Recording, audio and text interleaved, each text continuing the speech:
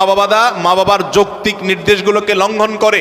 অনেক মানুষ আছে দেখবেন নামাজ কালাম পড়ে, কপালে সেজদা পড়ে গেছে, অন্য অনেক ভালো কাজ করে, কিন্তু মা বাবার প্রতি তিনি অনুগত নন, তাদের সাথে নাফরমানি করে।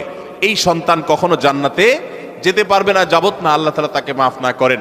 আর 11 নম্বর হলো মাদকে আসক্ত, যেটা এই একই হাদিসে না বর্ণিত হাদিসে আছে। মাদক আসক্ত অর্থাৎ মাদক সেবন করতে করতে এটা দেশে অভ্যস্ত হয়ে পড়েছে, এটা স্থায়ী রোগে পরিণত হয়েছে, এই লোকটাও জান্নাতে যেতে পারবে না।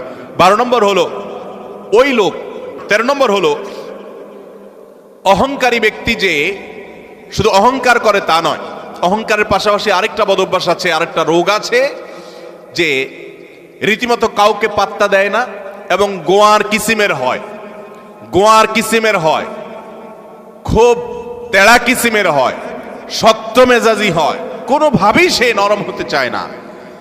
এই অতুল এবং জাওয়াজ আবু দাউদ শরীফের হাদিসের বর্ণনা মতে এই টাইপের মানুষও জান্নাতে যেতে পারবে না, যারা অনেক বেশি এরকম গোয়ার হয় এবং রূঢ় স্বভাবের হয়। স্বভাবটাই হলো রূঢ়, স্বভাবটাই হলো রুষ্ট, সে সবসময় মানুষের সাথে এরকম কঠোর স্বভাবের হয়, তার মনটাই হলো পাথরের মতো।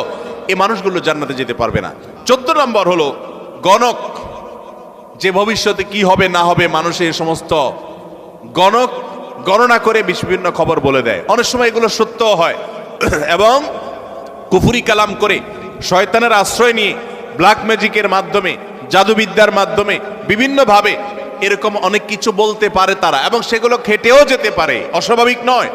কিন্তু এই যে অসৎ উপায়ে কুফরি কালামের মাধ্যমে, জাদুর মাধ্যমে শয়তানের আশ্রয় নিয়ে ভবিষ্যৎ সম্পর্কে বলে দেয়, এই রকম গণক যারা, এরাও জান্নাতে যেতে পারবে না। এমনকি তাদের কাছে যারা যায়